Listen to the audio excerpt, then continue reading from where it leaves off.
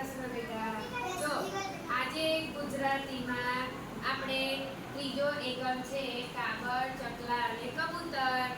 એનો એક સરસ મજાની વાર્તા સાંભળી. વાર્તાનું નામ હતું આને કહેવાય દોસ્તી. કોની વાર્તા હતી? કીડીની અને કીડી અને કબૂતરની વાર્તા. તમે મેં કહીએ બરાબર ધ્યાનથી સાંભળી ને?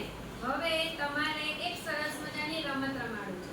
રમતમાં એવું છે, જો હું જે વાક્ય બોલું એ સાચું હોય તો તમારે ગુગુ ગુ ગુગુ ગુ 2 વાર બોલવાનું, બરાબર?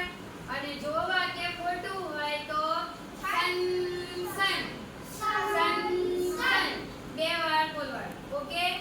તૈયાર? ચલો, રેડી? દરેકનું ધ્યાન અહીંયા. પહેલું વાક્ય છે કબૂતરે શિકાર